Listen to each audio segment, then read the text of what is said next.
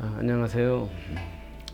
이제 하나의 그 스타가 된다라는 거는 뭐 이렇게 겉으로 보면 좀 화려하고 마치 이렇게 그냥 가만히 있다 보니까 된다 이렇게 생각할 수도 있는데, 그거는 절대 아니다라는 거를 아마도 많은 분야에 전문적으로 지내오신 분들이라면 누구나 다 아실 걸로 이렇게 판단됩니다.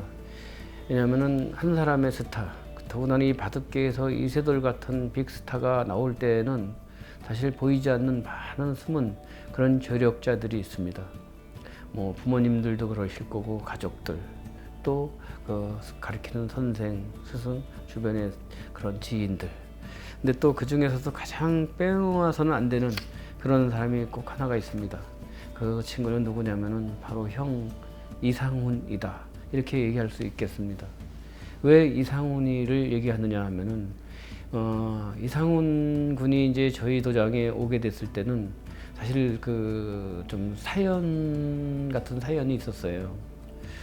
이세돌이는 이제 어린 나이에 왔죠. 부모님은 이제 다 이세돌 군 형 이상훈은 벌써 초등학교 때 와갖고 중3 때인가 중2 때인가 프로가 됐죠.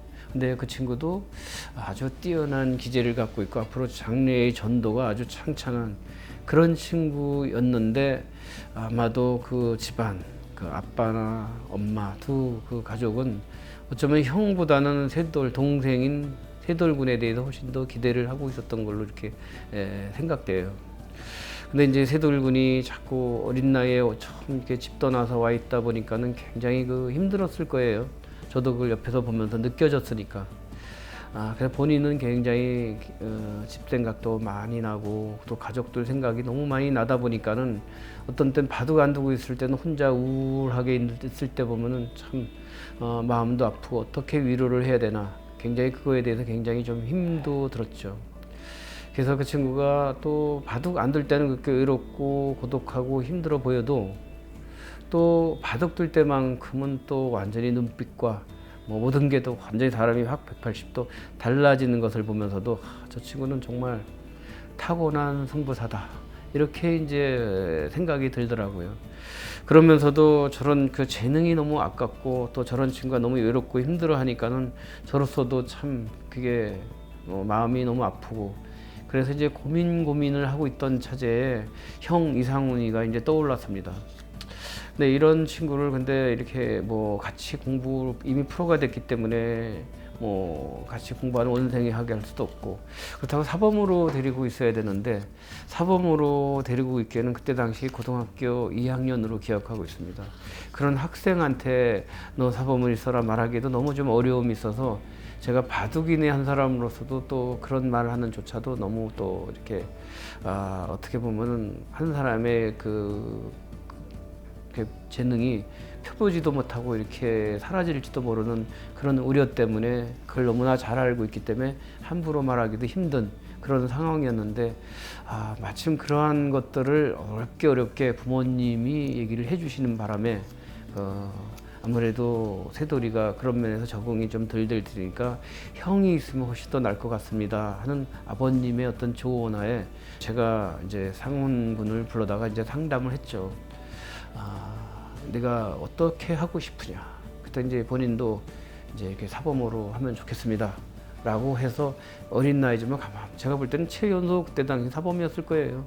그래서 이제 좀 이렇게 여러 사람들 맡아서 하기에는 또 아직 나이도 어리고 어려움이 있으니까 제가 이제 얘기를 했죠. 그래, 그러면 너는 주로 세돌군을 전담하면서 스파링을 해주면서, 또 거기에 맞는 또 그런 경쟁자들 몇 명이 있다면 같이 도와주면서 같이 이렇게 지내도록 해보고, 세돌이를 잘 옆에서 케어를 해주거라 했죠. 그렇게 돼서 됐는데, 어떻게 보면 그 아버님의 생각이 좀 더 깊었던 면도 있을 것 같아요. 저도 생각은 갖고 있었지만은 그게 좀 너무 힘들어서 용기가 없어서 얘기를 못 했는데, 이제 상훈군도 참 어떻게 보면 대단하다라고 느껴지는 게, 어떻게 보면 그렇게 일을 이제 시작될 경우에는 자기 공부는 다 포기하고 자기 자신은 다 버리고 오직 동생 하나를 위해서만 가야 된다는 그 사실이 굉장히 본인으로서도 쉽지 않은 결정이었을 텐데, 그렇게 하면서도 이상훈 군의 아주 굳은 의지, 또 그렇게 하면서 그 친구는 철저하게 약속을 지키더라고요. 자기 동생을 위해서 모든 것을 다 이렇게 희생하면서 동생이 필요한 걸 다 옆에서 도와주더라고요. 가장 또 필요한 대국, 가장 누구보다도 바둑을 많이 뒀을 거예요, 형하고. 그래서 기풍도 형하고 동생이 좀 비슷한 면도 좀 있고, 물론 이 세돌군이 여러 사람들하고 뒀지만은 그 중에서도 가장 대국을 많이 한 상대를 꼽으라면 당연히 형을 꼽지 않을 수가 없는 거죠. 그만큼 이세돌이가 오늘날 있기에는 이상훈이 그 형이라는 존재가 굉장히 컸죠. 그 요즘 세상에는 그게 쉬운 일이 절대 아니었을 텐데도 기꺼이 자기 자신을 희생하고 버려가면서 했던 저는 이상훈 군을 굉장히 높이 이렇게 평가하고 싶은 그런 것도 갖고 있어요. 세돌군이 또 형하고 지내는 게 다가 아니지 않습니까? 또 동료들이 있잖아요. 근데 그중 동료들 중에서도 가장 가차에 지낸 친구가 이제 권오민, 또 하나는 이제 최철환. 이 두 친구가 가장 이렇게 아주 재미있게 순수하게 지냈는데 이세돌군이 가장 좋아했던 것 같아요. 그래서 최철환 군은 왜 좋아했냐면은 왠지 모르게 자기를 계속 등 뒤까지 쫓아오는 거예요. 그 최철환이는 제가 언급을 했듯이 기풍이 하나의 그냥 스펀지 같았어요. 그때 당시. 거의 핸디캡이 제가 본 그 바둑사에서는 1년 만에 오리지널 1급이 된 친구 중에 공인으로 보는 친구 중에 하나는 최철환이었으니까요. 그렇게 1년 만에 바둑 1급, 그것도 아주 정통파 1급이 된다라는 것은 제가 수많은 사람을 보았지만은 가장 옆에서 확실하게 본 친구 중에 하나가 바로 최철환. 이 두 면 들수록 이렇게 흡수력이 굉장히 빠른데, 저는 이제 사실은 어떻게 보면은 세돌군의 그 재능과 잠재력을 많이 읽고 보고 있었는데, 그 세돌군도 크려면 혼자서는 안 된다라는 게 제 신조였었어요. 그 중에 가장 강력한 대항마가 필요하다라고 했을 때, 그 대항마 중에 하나가 바로 최철환이었으니까요. 그래서 그런지 이세돌군이 최철환이를 너무 한편으로는 좋아하면서도 굉장히 견제하고 의식을 많이 했죠. 본인이 늘 최철환이하고 둘 때는 바둑 한번 둘 때 막 불꽃이 튀니까요. 그리고 어떤 때는 쉬지 않고 밤늦게까지도 막 최철환이랑 씨름하면서 바둑을 두고 있었던 것. 그래서 좋아했던 것 같고, 또 권오민 군이 어떤 순수한 꾸도 맑은 조금 이게 세상 요즘 사람 같지 않은 그런 듯한 사람. 그래서 권오민 군은 좀 특이했었어요. 근데 또 그 친구가 또 다른 면에서는 아주 굉장히 놀라운 그 상상의 세계가 있어요. 권오민 군이. 그래서 이제 그런 친구가 이제 이세돌군하고 같이 막 어울릴 때 보면은 막 어떤 때는 둘이서 공통점이 있는데 세돌군도 잠을 잘 안 자요. 근데 권오민 군도 잠을 잘 안 자요. 그럼 잠을 잘 안 자는데 제가 이제 아이들한테 바둑만 두면은 좀 여러 가지 훗날 가서도 좀 여러 가지 어려움이 많으니까 책 좀 많이 읽어라 하고 책도 많이 갖다 놓고, 그럼 그 친구들이 가장 많이 보는 책이 무협지하고 또 이렇게 만화책이에요. 여기 이세돌군이 만화책을 참 좋아하더라고요. 권오민 군도 좋아하고. 만화책 보다 보면 밤을 새면서 몰래 이불 속에서도 보고 그러다가 제가 어떤 때는 눈치채고 봐도 모르는 척 해주고, 쟤네들 나름대로의 세계야 문제가 있겠지 그러고 이제 이렇게 넘어가죠. 그래서 책을 자꾸 보다 하니까 책이 또 장르가 또 바뀌면서 권오민 군이 또 그때 내 기억으로는 책 이름이 아마 돌연변이라는 책인 것 같아요. 그런 괴상한 책을 한참 보더니 그 책을 보고 한참 공상을 하고 상상을 하더니 어느 날 잠을 잤는데 제가 새벽에 이제 화장실에 이렇게 탁 나가는데 뭔가 인기척이 들리길래 걔들 방에 탁 들어가 봤더니 세돌이하고 오민이가 좀 창피한 얘기지만 옷을 홀라당 벗고 그냥 진짜 홀라당 벗고선 둘이서 가부좌를 하고 딱 앉아 있어요. 그 저를 보더니 깜짝 둘이 놀래요. 둘이 가부좌를 딱 앉아서 양반 자세로 딱 앉아서 손가락을 딱 단전에다가 모아놓고선 뭐하냐 했더니 공중에 뜨는 연습을 한대요. 그래서 참 어이가 없더라고요. 그래서 왜 그러냐 했더니 책에서 이렇게 나와 있는데 이런 방법을 하면 공중에 뜬다 그러길래 뜨나 안 뜨나 한번 실험해 본다고 하더라고요. 그런 친구들이었었어요. 그러다 보니까 이제 이세돌 군도 이제 그런 권오민이가 참 재밌고, 또 권오민 군이 또 그런 특이한 행동을 하고 하니까 또 이렇게 이세돌이 또 그런 또 특이한 친구이다 보니까는 또 가장 많이 영향을 주고받고 한 것 같아요, 둘이서. 그 이제 권호민 군은 사실은 이제 저희 집에 내제자 1호인데 굉장히 힘들게 왔어요. 그래서 훗날 제가 한번 기회가 되면 권호민이의 한번 기회가 되면 스토리를 한번 얘기할게요. 왜냐하면 그 친구가 이게 상상력이 너무 뛰어나고 좋다 보니까는 뮤스프리를 만드는데 아주 일가루를 이룬 아주 훌륭한 친구가 돼버렸죠. 근데 이제 그 친구가 뮤스프리를 만들면서 혼자는 절대 안 됐던 거예요. 제가 본 거로는요.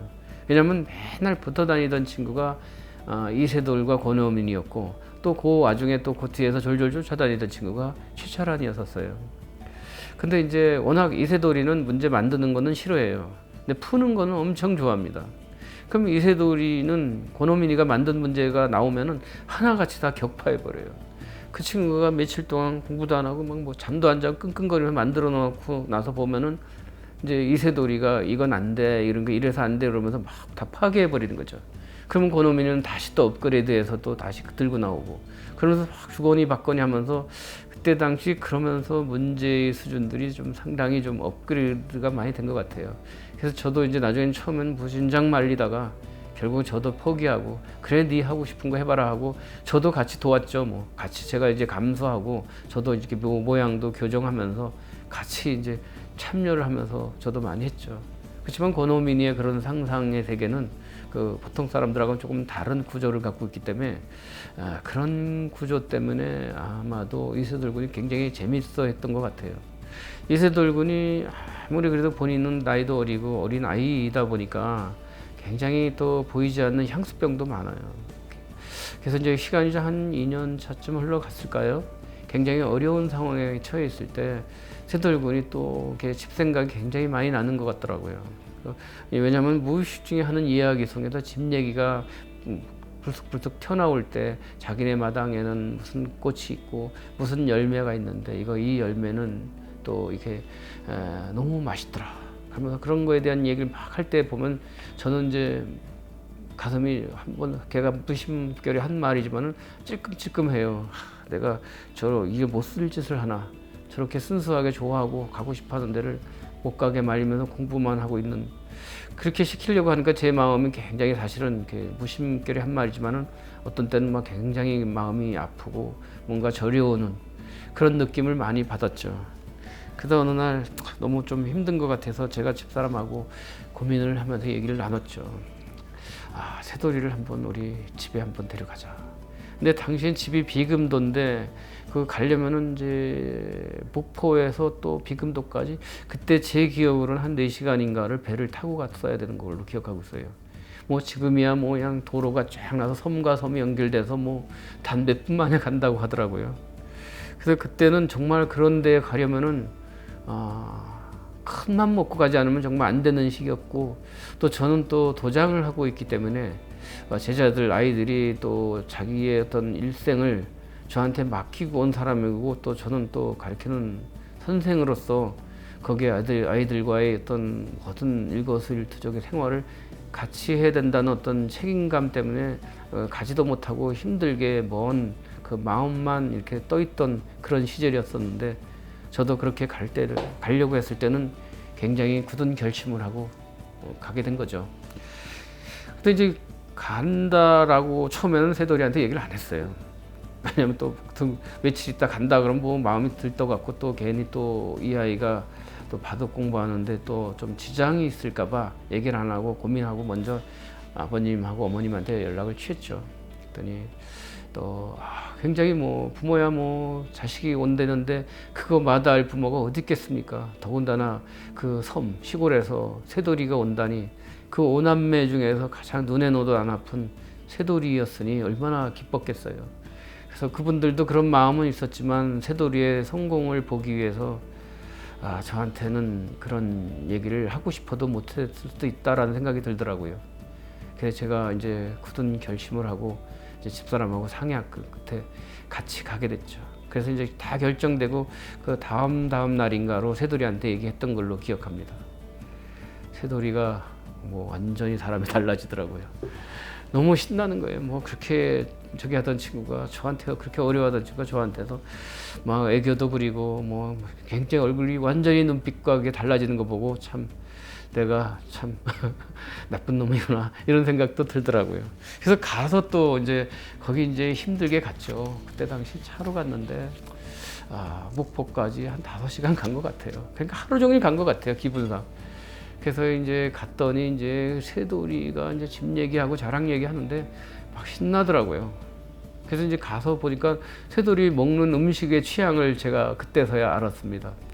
저희 집에 있을 때는 뭐 이거 이제 저희 집 사람이 이거저거 막 좋아하는 걸 해줘도 잘 안 먹고 입맛에 안 맞아 했는데 본인이 늘 이렇게 얘기하더라고요.